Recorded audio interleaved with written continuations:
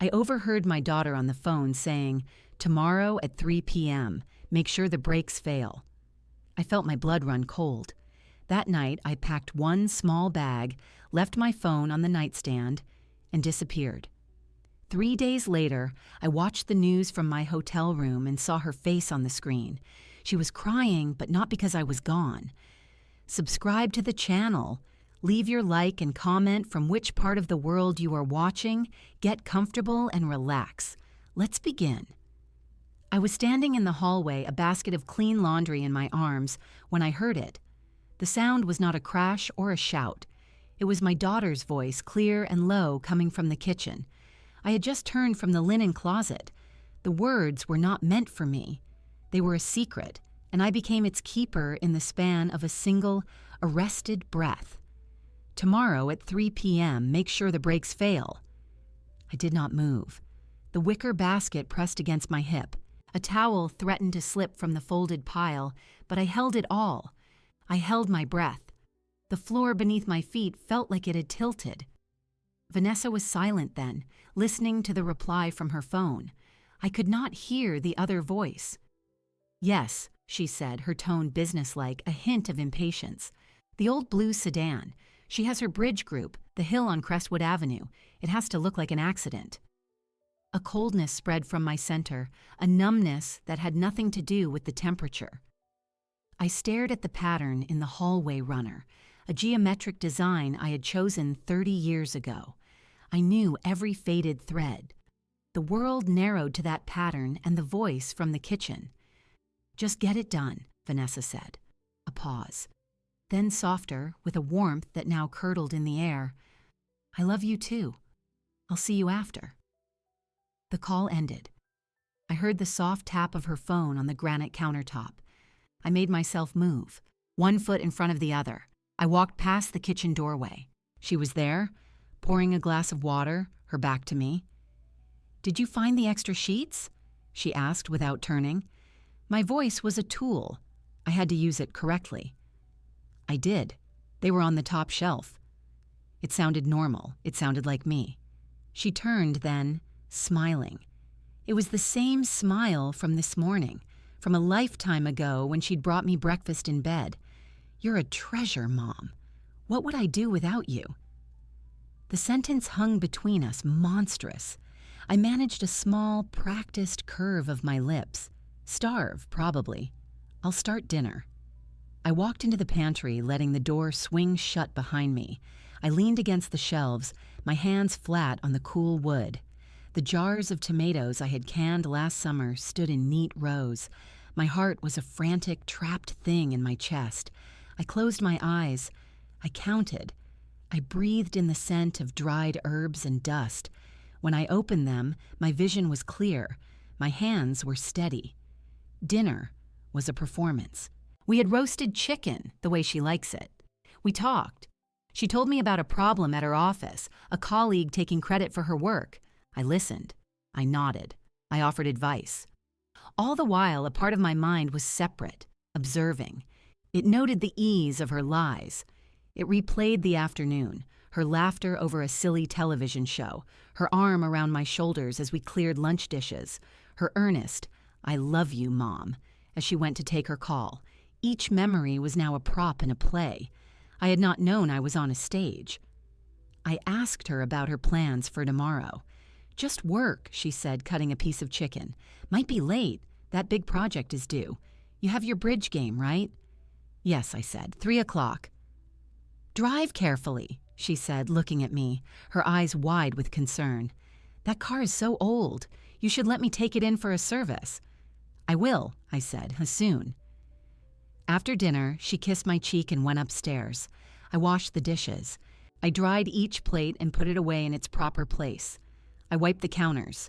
I checked the lock on the back door. Each action was deliberate, a ritual of normalcy. The house was quiet, full of the ghosts of our life together. The photographs on the wall watched me. Vanessa as a gap-toothed child, my late husband Robert holding her on his shoulders, our family at her college graduation. I looked at them, but I did not feel anything. The part of me that could feel had been sealed off like a room in a house after a death. I went to bed at my usual time. I lay in the dark and listened to the sounds of the house settling. I heard the soft pad of her footsteps above me, the creak of her floorboards. I waited until the silence was complete, and then I waited an hour more. Then I got up. I did not turn on the light. The street lamp outside cast a familiar oblong of gold on the carpet. I went to my closet and took out the small wheeled suitcase Robert used for his overnight trips. I opened my dresser. I did not pack sentiment. I packed necessity. Underwear, socks, 2 pairs of slacks, 3 simple blouses, a cardigan, my practical shoes. From the bathroom, my toothbrush, my medication, my hairbrush. From the lockbox at the back of my closet, my passport, my birth certificate, the deed to the house, a bundle of cash I had kept for emergencies, $3,000 in worn bills. I paused then. On the nightstand, next to the bed I had shared with Robert for 40 years, was my wedding band and my phone. I picked up the ring. It was warm from my skin. I placed it back on the wooden surface, a perfect circle in the lamplight. I set the phone next to it. They were artifacts of a life that was now over. There was one more thing.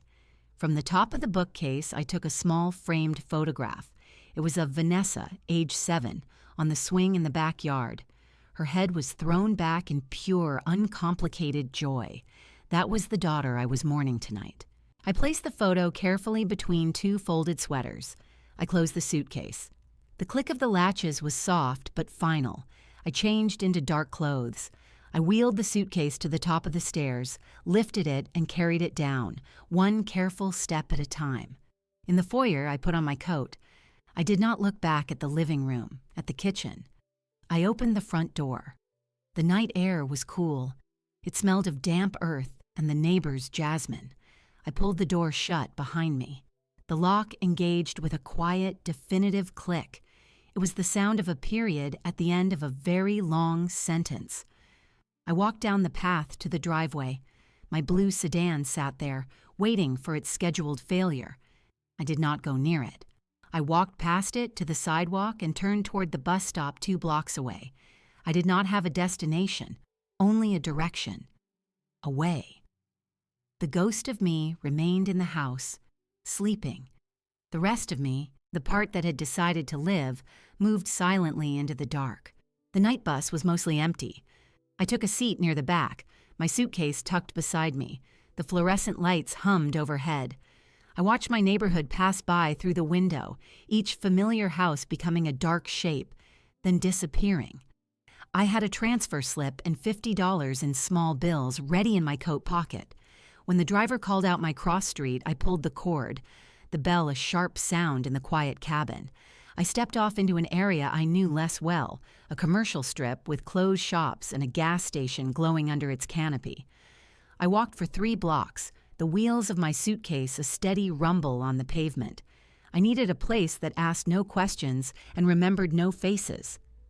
The Sunset Motor Lodge fit the description. The sign was missing a letter, so it read, Sun at Motor Lodge. The stucco was a faded pink. Vacancy glowed in red neon. The lobby smelled of stale coffee and industrial cleaner. A young man with tired eyes glanced up from a small television behind the counter. I asked for a room for 1 week, paying in cash. I gave the name Eleanor Roberts, my mother's maiden name. He did not ask for ID. He slid a key attached to a large plastic diamond across the counter. 214, ice machines down the hall, checkouts at 11. Room 214 was at the end of an open walkway overlooking the parking lot. The door stuck, then gave way. The room was a box of beige and brown, a queen bed with a worn floral spread, a laminate desk, a television bolted to a stand. The air was cool and carried a faint, chemical lemon scent. I locked the door, fastened the chain, and pushed the lone chair under the doorknob. It was a habit from traveling with Robert long ago. I did not unpack. I placed my suitcase on the luggage rack and opened it. I took out my toiletries and placed them in the bathroom.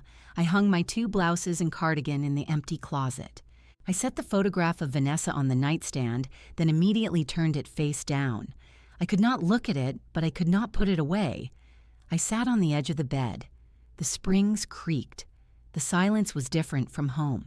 It was hollow, filled only by the distant constant rush of traffic on the highway behind the motel. This was my new normal. The thought was not frightening. It was a fact, like the temperature or the time. I had made a decision, and this was its consequence. Sleep did not come easily. Every sound was a potential threat. A car door slamming, footsteps in the hallway, the rattle of the ice machine I had been told was broken. I lay awake and planned. When dawn finally lightened the thin curtains, I had a list of tasks. My first purchase was a local newspaper from a box outside a diner.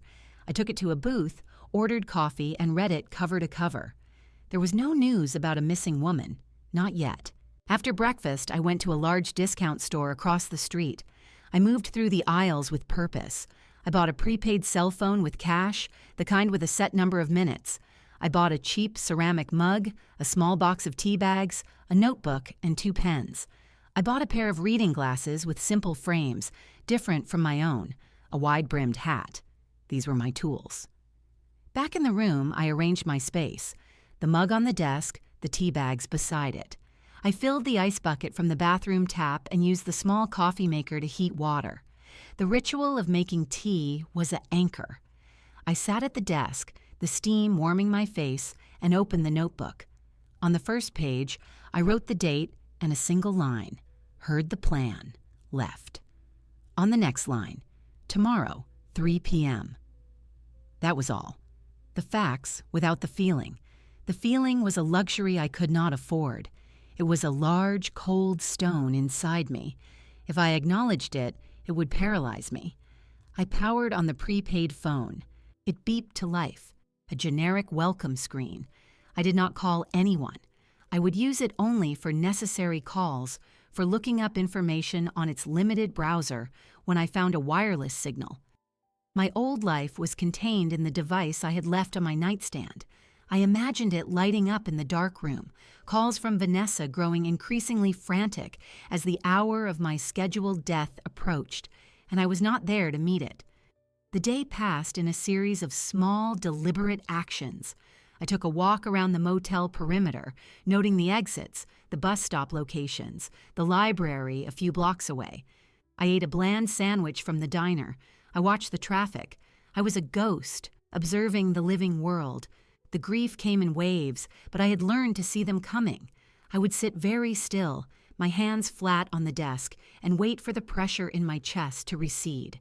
It always did, leaving a clearer, sharper resolve behind. That evening, I turned on the television. I flipped to the local news channel. A meteorologist was pointing at a map.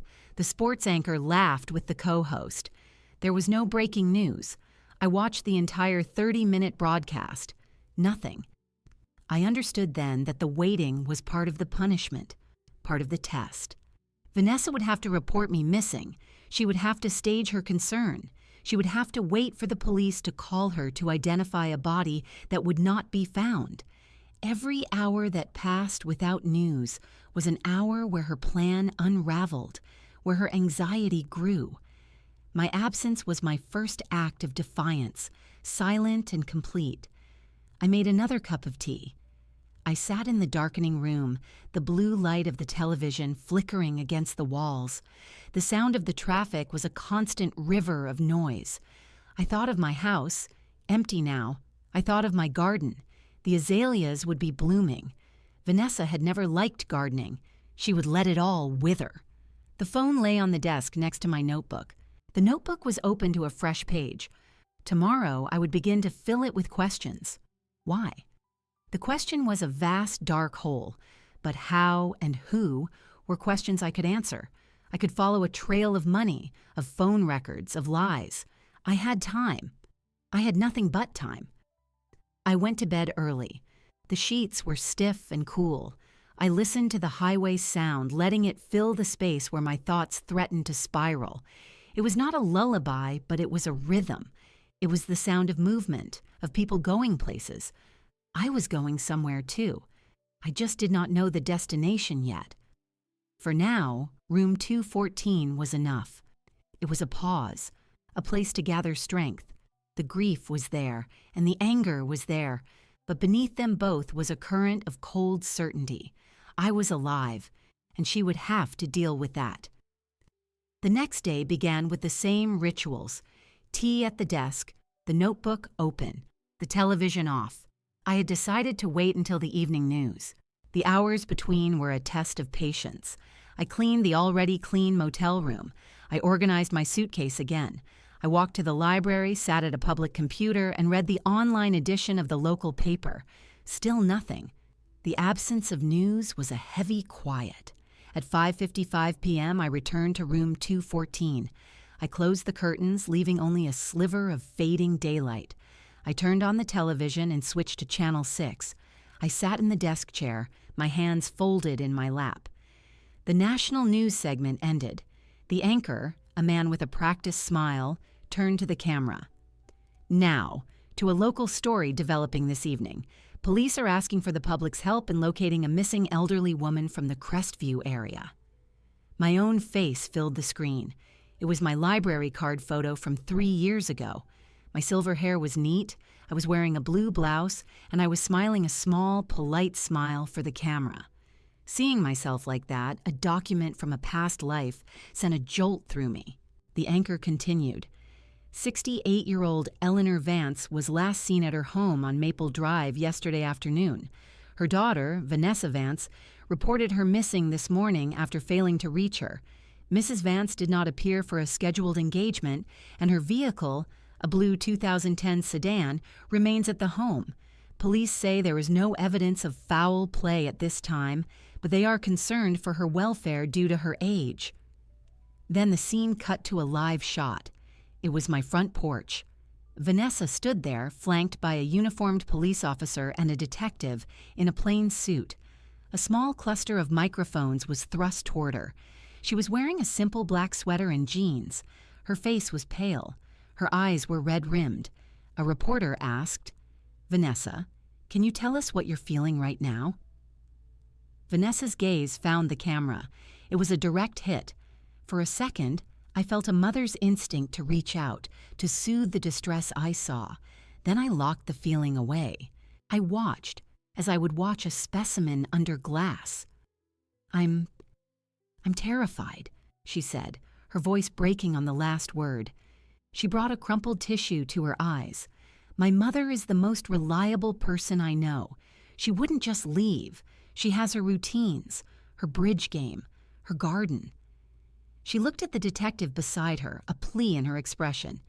"Something is wrong. I know it." "Do you have a message for your mother if she's out there watching?" Another reporter called.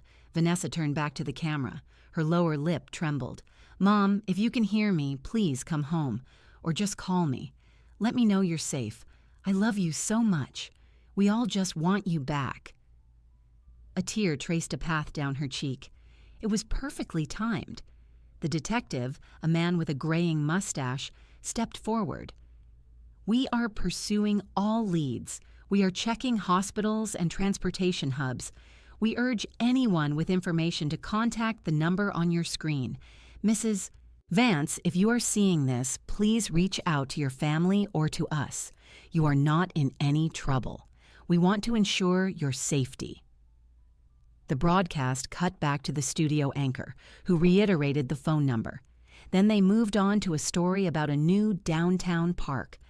I sat perfectly still. The blue light of the screen flickered in the dark room.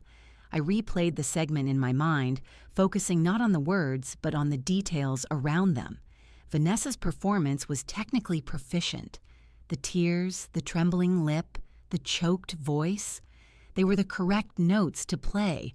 But I had spent a lifetime reading her face. I saw the tension in her jaw held tight even as she cried. I saw the way her eyes, after dropping the tissue, scanned the crowd quickly, assessing the effect. The black sweater was a smart choice, subdued, grieving. But it was also new. I had never seen it before. She had purchased a costume for this role. The detective's words echoed. No evidence of foul play. Of course there wasn't. She had reported me missing before the scheduled accident could occur.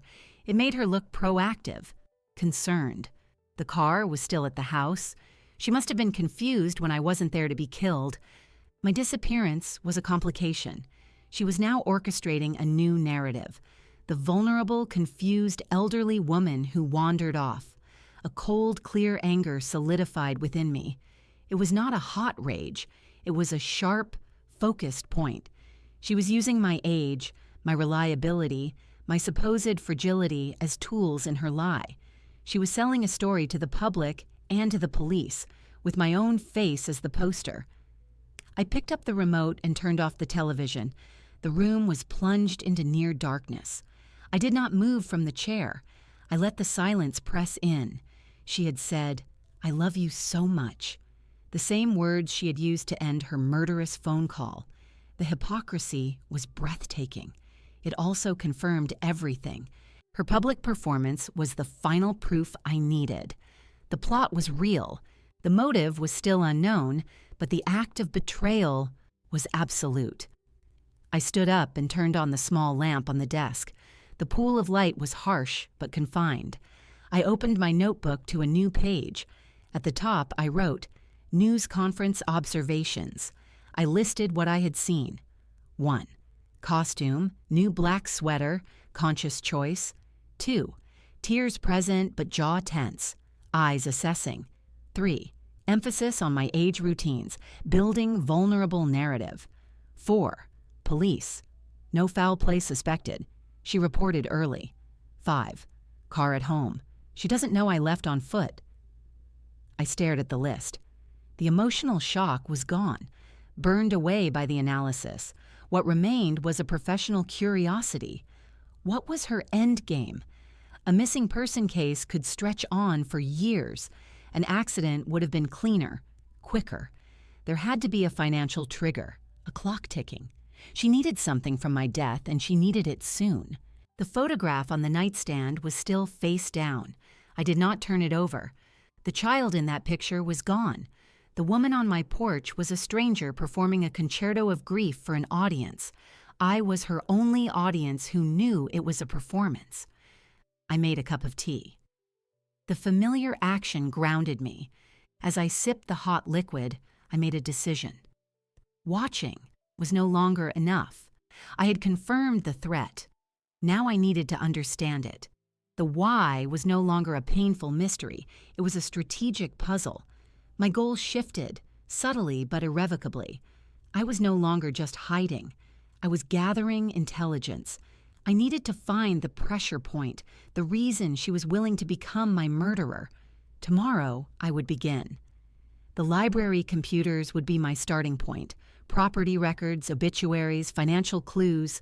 I was a retired school librarian. Research was a skill I had honed over decades.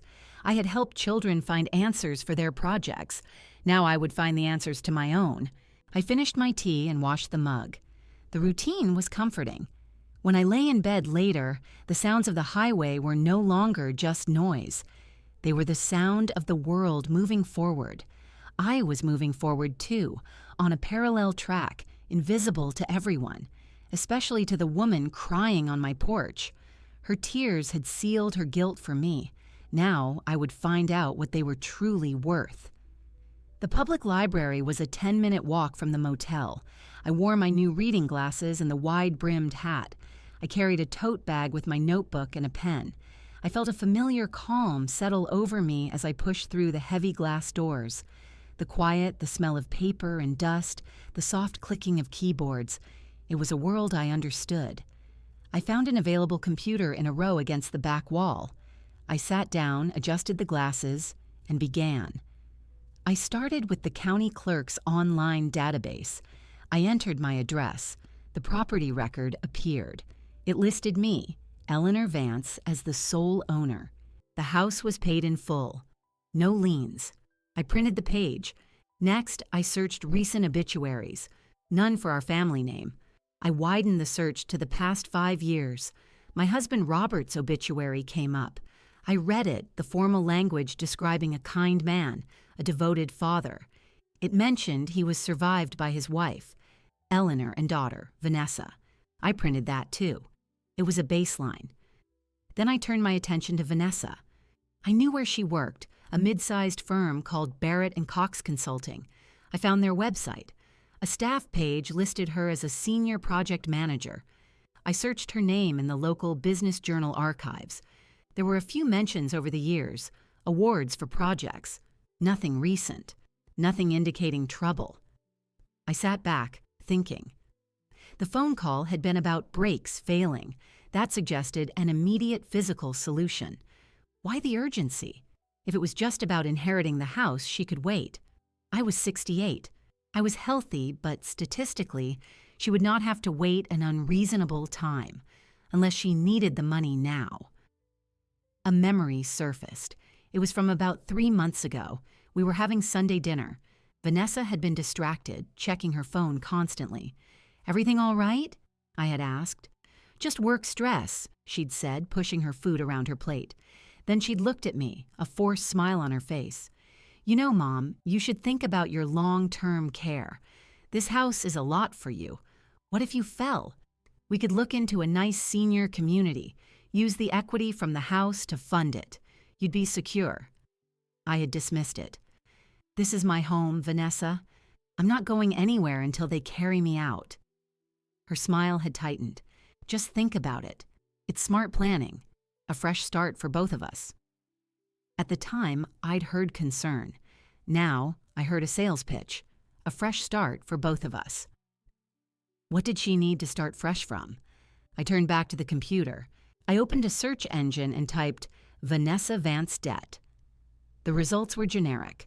I tried Vanessa Vance lawsuit. Nothing. Then I remembered something else.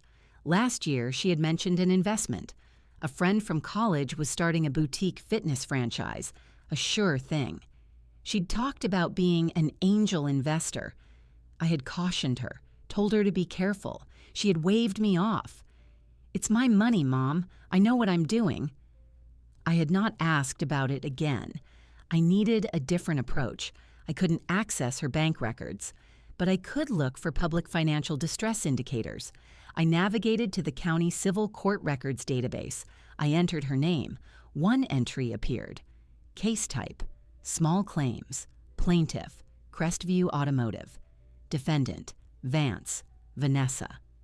I clicked it. The case was from 8 months ago. A judgment had been entered against her. The amount was for $2,850 for repairs and services rendered, and it was marked satisfied. She had paid it, but it was a crack, a sign of money being tight enough to let a garage bill go to court. My fingers, which had once spent their days sliding catalog cards into place and later typing search terms for students, now typed with a new purpose. I felt a disconnect. This was my child. I was investigating her like a stranger. The pain was a dull background ache, compartmentalized. I searched the business name, Crestview Automotive.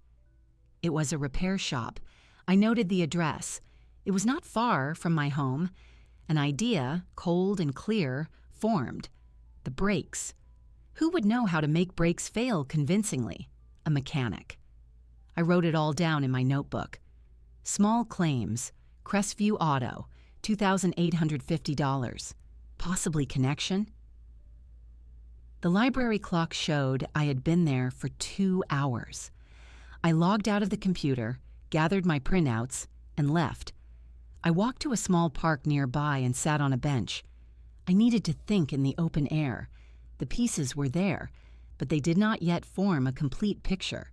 A debt to a garage, an urgent need for money from my estate, a suggestion I sell the house for a fresh start, the planned accident at a specific time which required a specific skill set. I thought about life insurance. Robert had had a policy through his job. It had paid off the mortgage and left a modest sum that I lived on, combined with my pension. I had a small life insurance policy of my own, a $50,000 policy I had taken out years ago, more to cover funeral expenses than anything.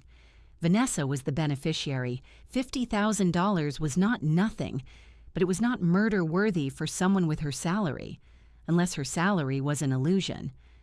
I needed to see that policy document. It was in my filing cabinet at home, in the folder marked Important. I could not go back there, not yet. But I could check one more thing. I took out my prepaid phone. Using the library's wireless network, I navigated to the website of the state's Department of Financial Institutions. I searched for any liens or judgments against my property address. The search returned no results. My house was clear. So the pressure was on her, not on the asset. She needed liquidity and she needed it fast. The life insurance payout would be quick. The house sale would take months. The insurance was the immediate answer, $50,000. I sat on the bench as people walked, dogs and children played. The sun was warm. The ordinary world continued. I calculated. A satisfied small claims judgment, a failed investment, credit card debt? Possibly. A lifestyle that outran her income. It was a common story, but this common story had led to an uncommon conclusion. A plot to kill her mother for a $50,000 payout. The simplicity of it was what struck me, the smallness of the sum, my life traded for a debt. It was not a grand, passionate crime. It was a transactional one. That, in its own way, was the deepest betrayal of all. I stood up and walked back to the motel. The research had given me a direction, but not peace. The why was taking shape, desperation.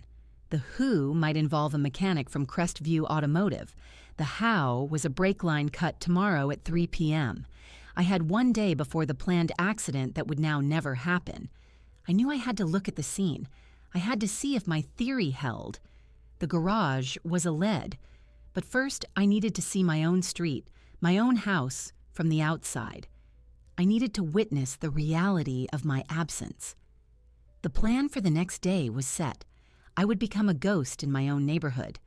The bus ride to my old neighborhood took 40 minutes.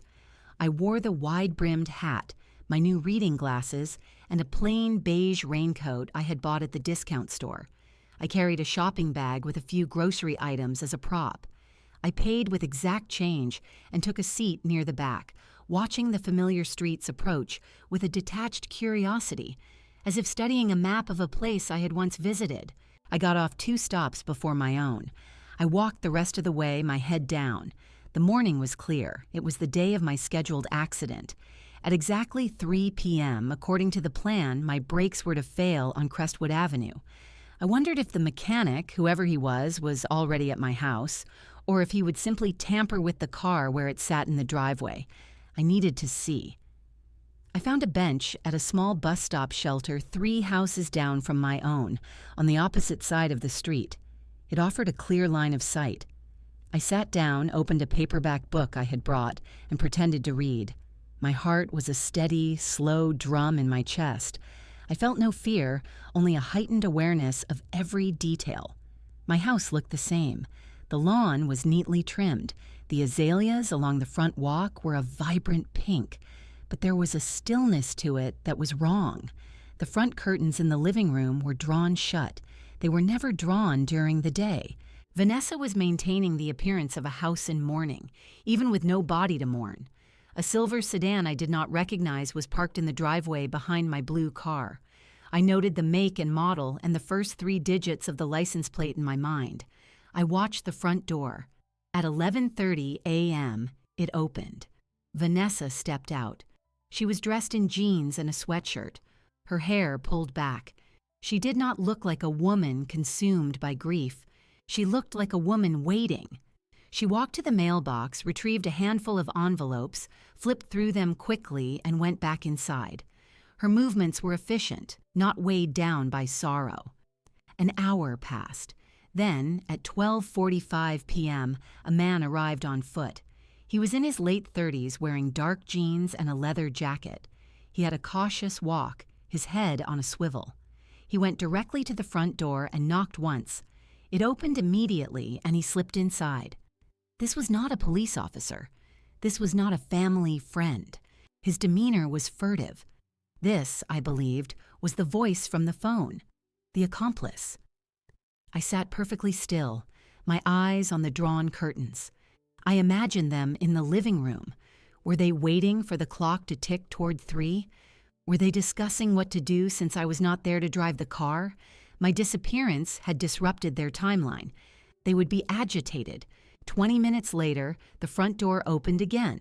The man exited first, followed by Vanessa. They stood on the porch. I could not hear their words, but I could read their posture. The man was speaking, gesturing with his hands, a frustrated slicing motion. Vanessa crossed her arms, her body language defensive, then pleading. She put a hand on his arm.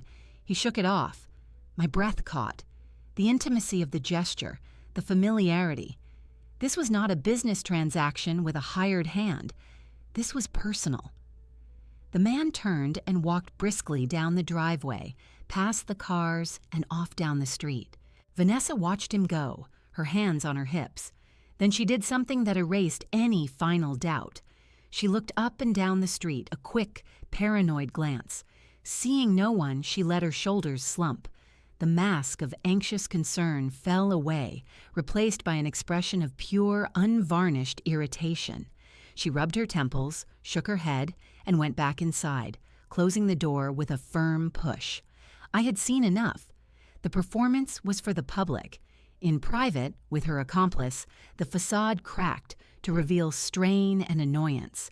The grief was a tool. Her worry was about a plan gone awry, not a missing mother. I waited another 15 minutes to ensure the man was not returning. Then I stood, collected my shopping bag and book, and walked in the opposite direction he had gone. My legs were steady, but a deep, cold ache had settled in my bones. The confirmation was complete. The conspiracy was real, and it was intimate. The man was not a stranger. The connection was personal, perhaps romantic. The debt to the garage, the small claims case. Was he a mechanic from Crestview Automotive? It fit together with a terrible, logical precision. I walked several blocks before hailing a taxi. I gave the driver the address of a shopping center near my motel. In the back seat, I replayed the scene. The man's leather jacket, his wary walk. Vanessa's hand on his arm. Her irritated expression when she thought no one was watching. I had gone to witness a crime in preparation. Instead, I had witnessed the crime of conspiracy itself, written in their body language. I had the confirmation I needed. The emotional work was over. Now, the practical work could truly begin. I was no longer a victim hiding. I was a witness gathering evidence, and I had just identified a key piece, the accomplice. The taxi dropped me off. I walked the remaining distance to the Sunset Motor Lodge, my mind already turning. I had a physical description. I had a possible connection to Crestview Automotive. I had seen their dynamic. The who was coming into focus. The why was financial desperation, likely shared between them. The next question was, what now? Their plan had failed. They would be scrambling, making mistakes. I needed to decide what to do with what I knew. The anger was there, a solid, cold stone, but it was not directing me yet. Strategy was. I had the advantage of being a ghost. I needed to use it. Back in room 214, I locked the door and placed the chair under the knob. I hung my raincoat and hat on the back of the door. The room was silent except for the ever-present highway drone. I sat at the desk and opened my notebook to a clean page. I began to list everything I knew, creating 2 columns, evidence and inference. Evidence, overheard conversation. Brake failure at 3 p.m. on Crestwood Avenue. Inference, plan for a staged accident, requires mechanical knowledge. Evidence, Vanessa's performative grief on news, private irritation observed. Inference, public narrative is false. Real emotion is frustration over failed plan. Evidence, small claims judgment from Crestview Automotive. Inference, financial distress. Connection to garage, mechanic possible. Evidence, observation of male accomplice at house. Argument witnessed. Physical familiarity. Inference, accomplice is known to her, likely romantic partner. Possibly mechanic from Crestview Auto. Evidence, $50,000 life insurance policy with Vanessa as beneficiary. Inference, immediate financial motive, house sale too slow. The facts were clear and pointed in one direction. I had enough to go to the police. I imagined walking into the precinct, showing them my notes, explaining what I heard. They would question Vanessa. They might question the man. But it would be my word against hers regarding the phone call. The rest was circumstantial. It could become a messy, drawn-out ordeal, with me at the center as the unstable mother, the confused elderly woman who imagined a plot. Vanessa would spin a story about my mental decline. She was already planting that seed with the vulnerable narrative. I rejected the police option. It gave too much control to others. It also offered a form of justice I did not want. Prison was a blunt instrument. I did not necessarily want her in a cell. I wanted her to feel the full weight of what she had done. I wanted her to live with it. I also rejected a direct, violent confrontation. That was her method, not mine. I would not become a murderer. I would not become her. So what did I want? I sat for a long time, my pen idle. The answer came not as a flash of inspiration, but as a slow crystallization of intent. I wanted her to know that I knew. I wanted her to understand that she had failed, completely and utterly. I wanted the facade she had built, her career, her respectability, to crack and show the rot beneath. I wanted the pressure of her secret to become unbearable. I wanted her to face, every single day, the consequence of her choice, and I wanted to do it from the shadows, where I held all the power. My revenge would be one of exposure and psychological balance. It would be cold, precise, and tailored. It would restore a kind of equilibrium. She had tried to take my life. I would take the life she had built on that intention. I turned to a new page. At the top I wrote, "The plan." First, I needed to identify the accomplice with certainty. I needed a name. That meant a visit to Crestview Automotive. I would go as a customer with a car problem. I would look for the man in the leather jacket. Second, I needed to understand the full extent of their desperation. I needed to confirm the life insurance was the trigger. That required accessing my own files, which were in the house. A risk, but a calculated one. Third, I would use the information as leverage, not with them, but with the world around them. I began to draft letters in my mind. To the police. An anonymous tip detailing the planned brake tampering, the location, the time, and the names of those involved. Enough to trigger an investigation, to have detectives knock on her door with hard questions. To Barrett and Cox Consulting. An anonymous note suggesting a senior project manager was under police investigation for conspiracy to commit a violent crime. Corporations valued their reputation. They would suspend her at the very least. To the accomplice, a simple message. I know what you planned for 3 p.m. The police will know soon. She will blame you. The goal would be to sow distrust, to turn them against each other. I wrote these ideas down, not as full letters yet, but as objectives. The order was important. I needed to apply pressure gradually to watch the cracks appear. I also drafted a timeline for myself, a schedule of actions over the next week. It looked like this. Day 1, tomorrow. Visit Crestview Automotive. Identify accomplice. Day 2, if possible, enter house to retrieve insurance documents. Day 3, monitor reactions, finalize letters. Day 4, mail first letter to accomplice. Day 5, mail second letter to police. Day 6, observe fallout via news public records. Day 7, decision point, confrontation or departure. The act of planning was calming. It gave shape to the chaos of betrayal. I was no longer a leaf in the wind. I was the hand that guided the wind. I made a cup of tea. As I waited for the water to heat, a memory surfaced, unbidden. Vanessa was about 5 years old. She had taken a candy bar from the grocery store without paying. I had found it in her pocket when we got home. I sat her down at this very same kitchen table I had just imagined using for a confrontation. Taking something that isn't yours is wrong, I had said, but the worst part isn't the taking. It's the lie. It's the pretending you didn't do it. The lie poisons everything. She had cried, promising never to do it again. I made her take the candy bar back to the store manager and apologize. The consequence was direct, proportionate, and focused on the truth. This was the same principle, scaled to a monstrous crime. The crime was the plot. The lie was the performance of grief. The consequence needed to be the unbearable weight of the truth. I finished my tea and washed the mug. I returned to the desk and began writing the first letter in full, the one to the accomplice. I used block letters on a plain sheet of paper from my notebook. I was in the hallway. I heard the plan for 3 p.m., the breaks. I know who you are. I know about Crestview Automotive. The police will know next. She will say it was all you. Think about that. I read it over. It was short, menacing, and contained specific details only the guilty would understand. It was designed to instill panic and trigger self-preservation. A man who would cut a brake line for money would likely fold under pressure. He would turn on her to save himself. I placed the letter in a cheap envelope. I did not address it yet.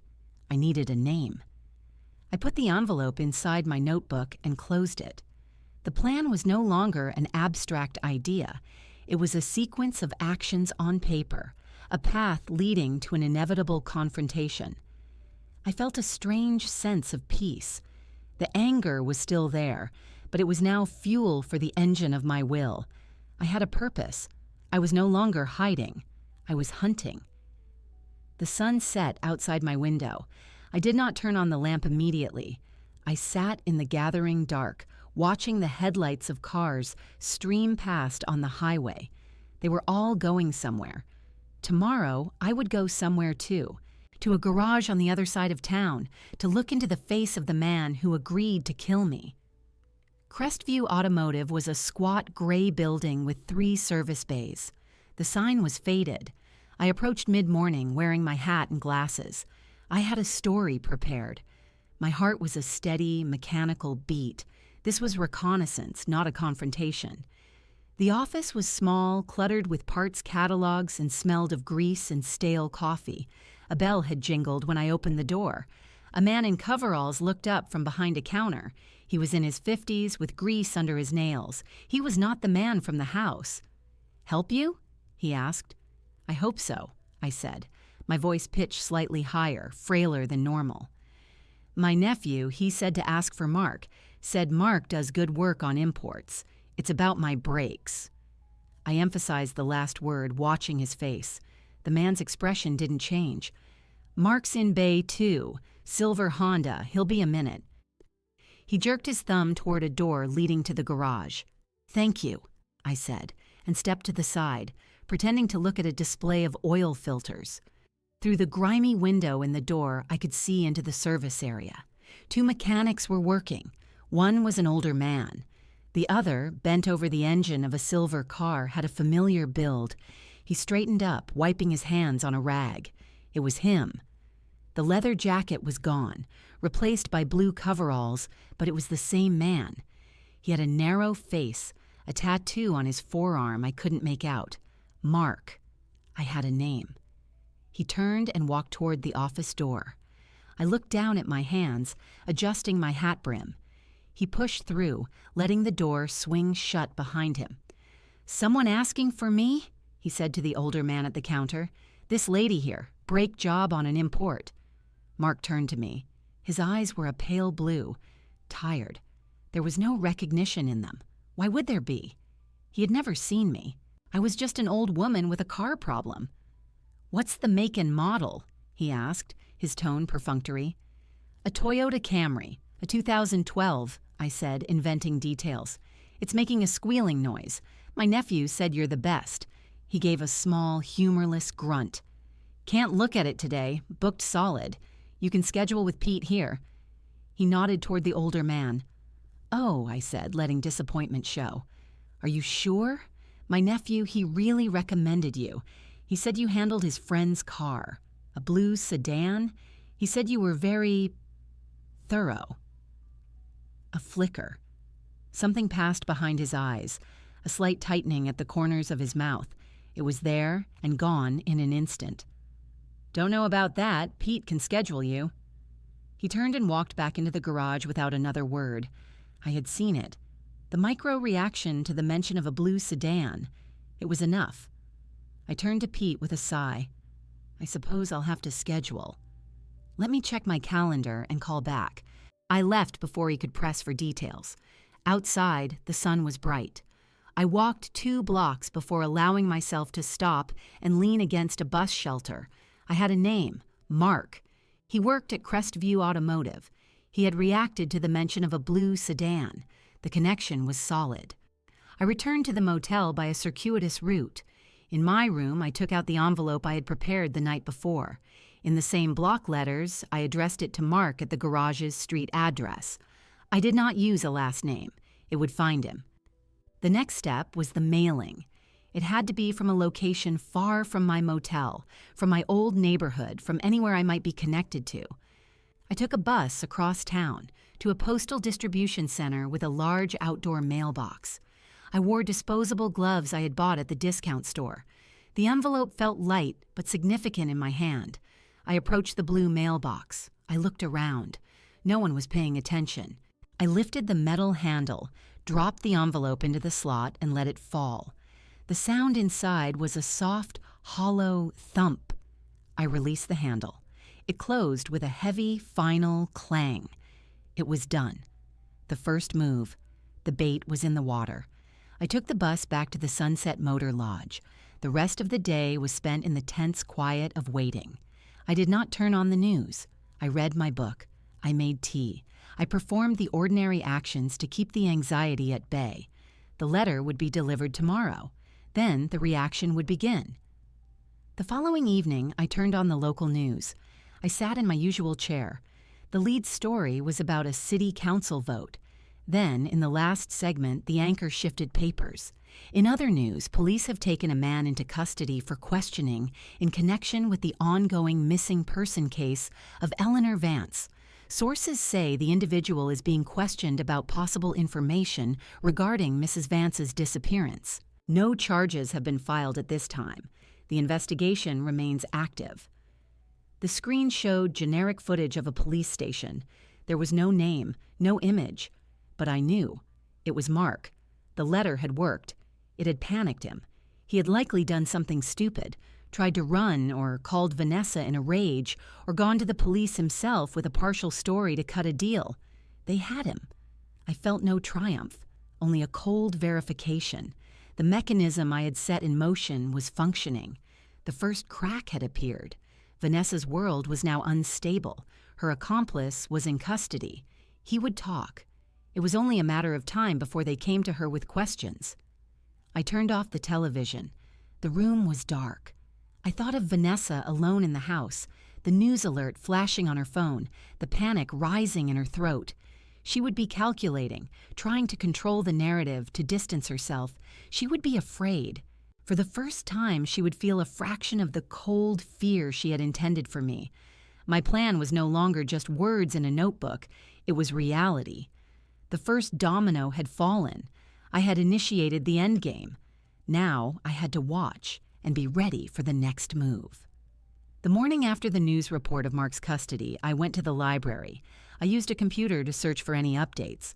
The local news website had a short article. It named him Mark Driscoll, 38, an employee of Crestview Automotive. He was being held on an unrelated outstanding warrant, but police confirmed he was being questioned in relation to my disappearance. The article quoted a police spokesperson. "We are exploring all avenues. This is a routine part of our investigation." Routine. I doubted that. They had him. The letter had done its work. The pressure was now on Vanessa. I returned to the motel and turned on the television at noon. A news bulletin interrupted regular programming. A live press conference was beginning. It was at the same police station. The detective with the graying mustache from the first press conference stood at a podium. Vanessa stood beside him, but she looked different. Her face was drawn, her eyes hollow. She was not wearing the neat black sweater. She wore a rumpled blouse. The performance of perfect grief was slipping. The detective spoke first. "We are continuing our investigation into the disappearance of Eleanor Vance. We have questioned an individual who may have information. We are asking the public to remain vigilant. We believe Mrs. Vance may still be in the local area." A reporter shouted a question. "Detective, is Mark Driscoll considered a suspect?" "Mr. Driscoll is assisting with our inquiries. That is all I can say at this time." Another reporter called out, "Vanessa, how are you holding up? Do you believe this man has information about your mother?" The camera zoomed in on Vanessa's face. She blinked rapidly, as if coming out of a daze. She leaned toward the microphones. Her voice was thin, strained. I don't know this man. I have never met him. If he knows something, I beg him to tell the police. My mother is out there somewhere. She needs to come home." The words were right, but the delivery was off. The tears that came now seemed real, but they were tears of panic, not sorrow. Her hands trembled slightly as she gripped the podium. "Has your mother's financial information given any clues?" another reporter asked.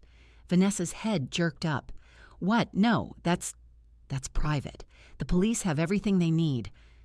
The response was too sharp, too defensive. The detective placed a subtle hand on her arm, a signal to stop. "We are reviewing all aspects of Mrs. Vance's life. We thank the family for their cooperation. That's all for now." The feed cut back to the studio. The anchor commented on the emotional press conference and the new lead. I turned off the television. I replayed Vanessa's expression. The fear in her eyes was genuine. It was the fear of a trap closing. Mark Driscoll was in a room somewhere being questioned. He was a small-time mechanic with an outstanding warrant. He was not a hardened criminal. He would break. He would tell them about the plan, about the blue sedan, about the brakes. He might try to minimize his role, blame Vanessa. He would give them enough to start asking her very specific, very dangerous questions. Her reaction to the financial question was telling. She was terrified of that line of inquiry. The life insurance policy was the key. I needed to confirm it. My plan required that piece of evidence. I looked at the timeline in my notebook. Today was the day I had tentatively scheduled to enter the house. It was a risk, but the calculus had changed. The police were actively investigating. Vanessa would be distracted, possibly at the police station for more questioning. The house might be empty. I put on my raincoat and hat. I took a bus to a stop near my neighborhood, but not the one I used before. I walked a longer route, approaching my house from the back, through the alley that ran behind the properties. The gate to my backyard was latched but not locked. I slipped through, closing it quietly behind me. My garden was showing signs of neglect. The flowers needed water. The grass was getting long. I looked at the back of my house, the kitchen window, the door to the screened porch. I had a spare key. It was hidden under a specific false rock near the base of the azalea bush. A foolish cliché, but one I had never changed. I moved to the bush, lifted the rock, and retrieved the key. My hands were steady. I listened. No sound from inside, no cars in the driveway that I could see from here. I walked up the 3 steps to the back porch, unlocked the interior door, and stepped into my kitchen. The smell of the house hit me first. It was my home, but it felt stale, empty. Dishes were in the sink. The house was still, a museum of a life interrupted. I did not allow myself to feel anything. I had a mission. I walked quickly to the small home office off the living room. The filing cabinet was unlocked. I found the folder labeled Insurance. I flipped through the documents until I found the life insurance policy. I pulled it out. There it was, my name. The beneficiary, Vanessa Marie Vance. The face amount, $50,000. I took a photograph of the first page with my prepaid phone. I returned the document to the folder and the folder to the cabinet. I needed one more thing. I went to the living room and looked at the telephone answering machine. The light was blinking. 5 messages. I pressed play. The first was from Ruth, my friend. "Ellie, for God's sake, call me. I'm worried sick." The second was from the Bridge Club president offering concern. The third was a reporter asking for a comment. The fourth was from Vanessa, her voice strained. "Mom, if you're getting this, please, you have to call me. Things are getting complicated. Just call." The fifth was from yesterday. Vanessa again, her voice a harsh whisper. "He's been arrested. They're asking me questions. What did you do? Where are you? This is a nightmare." I erased all the messages. The last one was evidence of her unraveling, but I did not need a recording. I had heard it. I left the house the same way I entered, locking the door and replacing the key under the rock. I walked back to the bus stop, the photograph of the insurance policy stored in my phone. That evening, I drafted the second letter. This one was to the police. I used the same block letters, different paper. Eleanor Vance is alive. Her daughter, Vanessa, and Mark Driscoll planned to kill her for the $50,000 life insurance. The plan was brake failure on Crestwood Avenue at 3 p.m. on the 12th. Vanessa reported her missing when the plan failed. Check Driscoll's phone records. Check Vanessa's finances. The truth is in the money. I did not sign it. I addressed it to the attention of the detective in charge, at the precinct address I had seen on the news. I would mail it tomorrow. The net was tightening. I had given them the motive, the method, and the names. They would have to act. I watched the late news.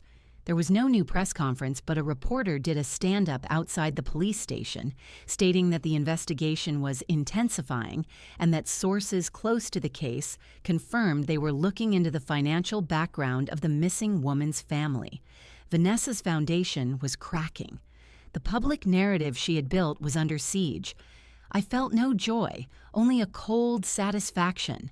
The mechanism was working. The truth was rising to the surface, and she was drowning in it. I mailed the letter to the police from a mailbox in a different town. The act was final. There was no retrieving it.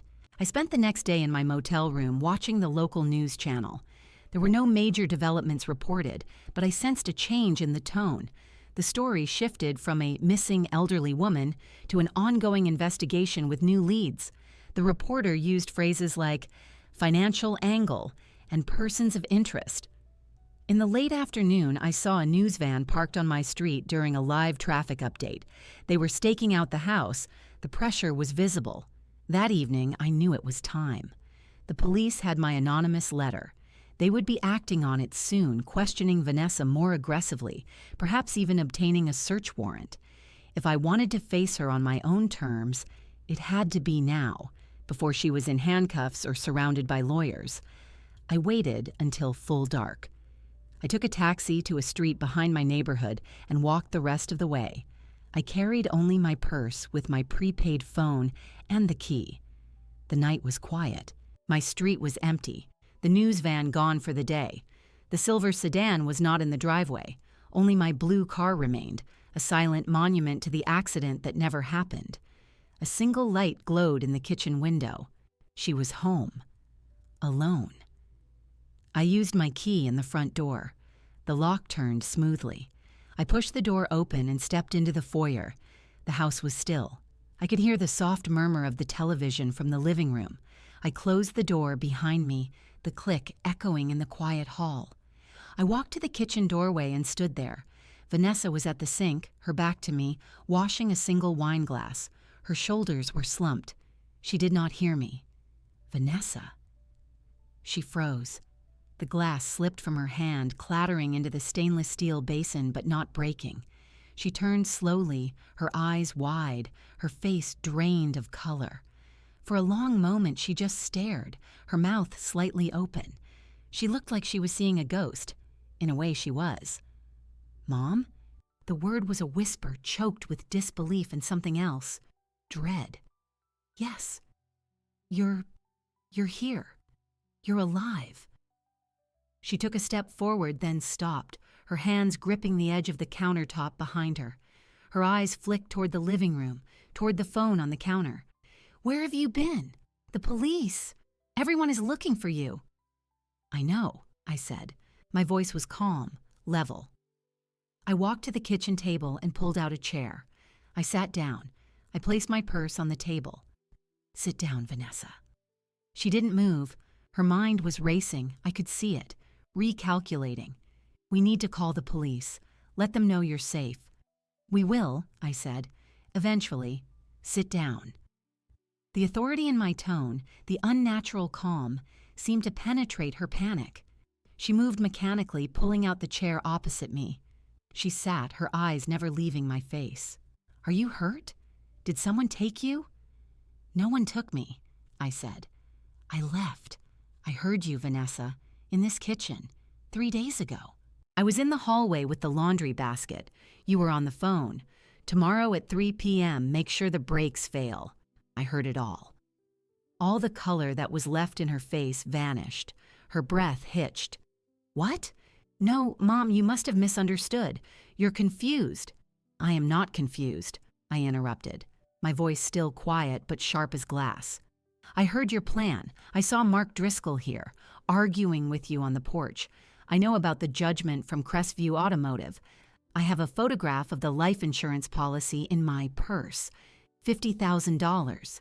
I know you're in debt. I know the investment failed. I know everything." Her facade shattered.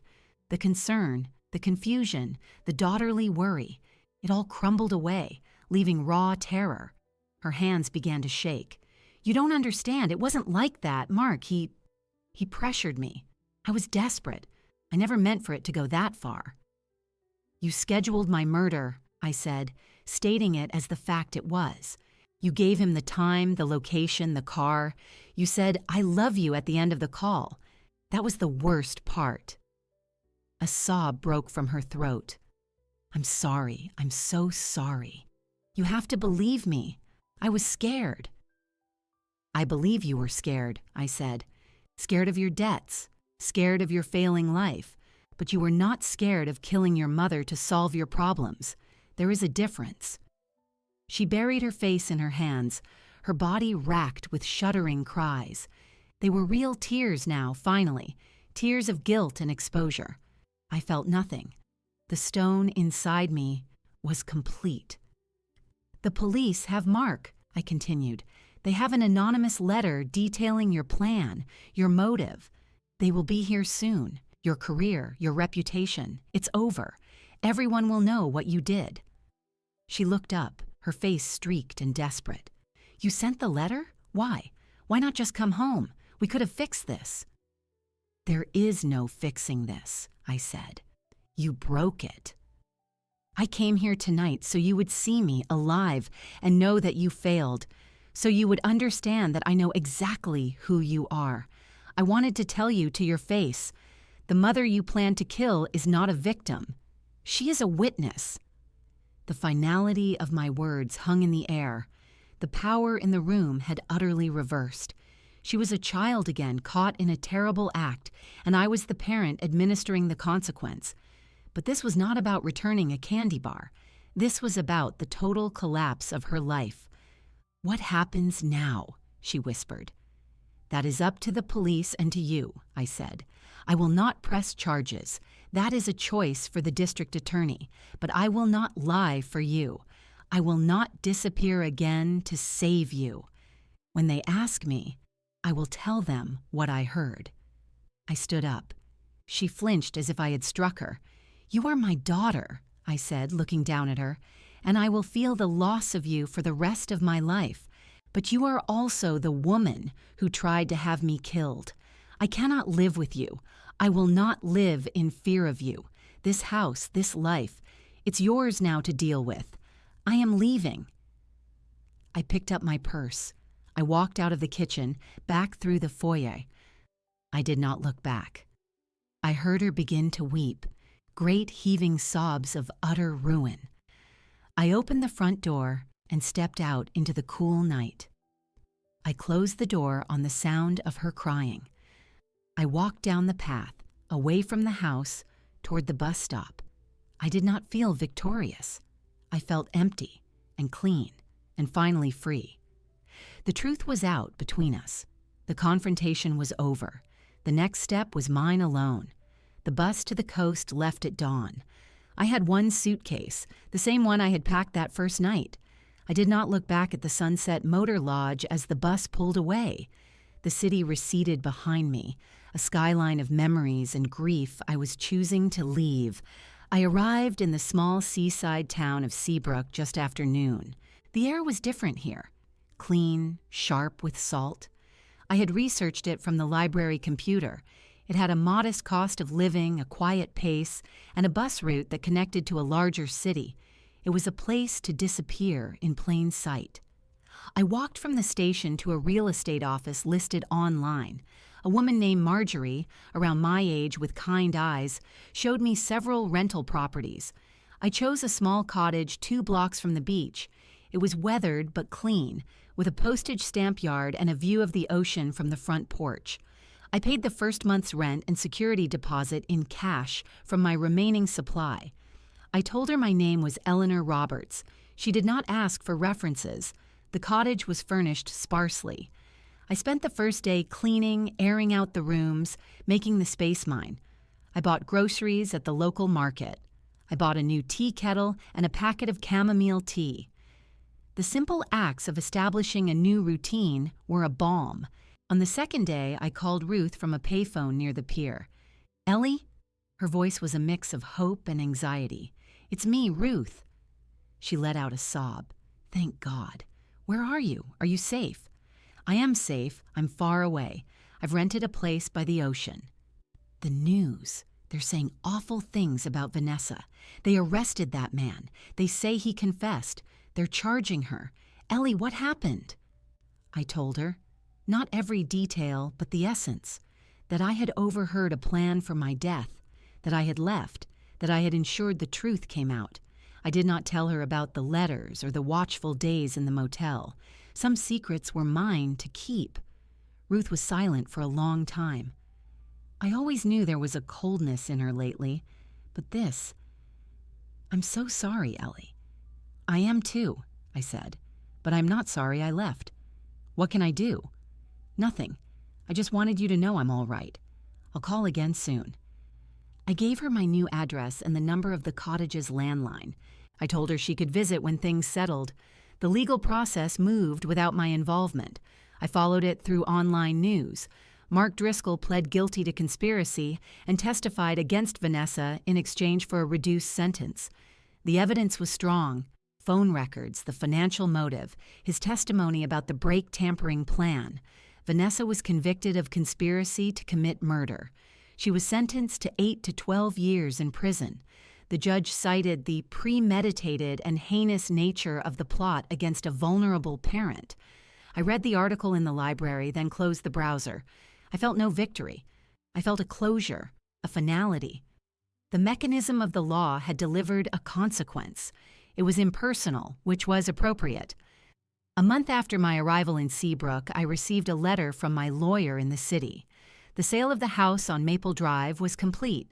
The proceeds, after fees, were deposited into an account in my name. He also included a personal item I had requested, a small wooden box from my bedroom dresser. When the box arrived, I opened it. It contained my wedding band, a lock of Robert's hair in a velvet pouch, and a few other small treasures. I took out the ring and held it. Then I placed it back in the box. That love belonged to a past life. I put the box on a shelf in the new cottage. I used some of the money from the house to buy a reliable used car. I got a local driver's license as Eleanor Roberts. I began volunteering at the Seabrook Public Library, helping with the children's reading hour. The work was familiar and calming. One morning, I drove to a nearby headland. I parked and walked to a bench overlooking the ocean. The water was a vast, shifting plain of blue and gray. The horizon was a clean line. I sat for a long time, watching the waves. I thought about Vanessa, in a cell. I thought about the little girl on the swing. I mourned her. I would always mourn her. But the woman she became had made a choice, and she was living with the consequence of that choice. I was living with the consequence of mine. My consequence was this: freedom. A quiet life by the sea, the respect of my new neighbors who knew me as a retired librarian who liked to garden and help with the reading program, the friendship of Ruth, who visited every few months, the absence of fear. I had not forgiven. I do not know if I ever will, but I had moved beyond the need for revenge. The scales had been balanced, not by my hand alone, but by the truth I had forced into the light. That was enough. I stood up from the bench and walked back to my car. The sun was warm on my skin. I drove back to the cottage, to my herbs growing in pots on the porch, to my books, to the quiet evening ahead. I was no one's victim. I was no one's prey. I was a woman in my late 60s with silver hair and deep brown skin, and I had chosen my own future. It was a simple future, but it was mine. I turned the key in my own door, stepped inside, and closed it behind me. The sound was not an ending, but a beginning.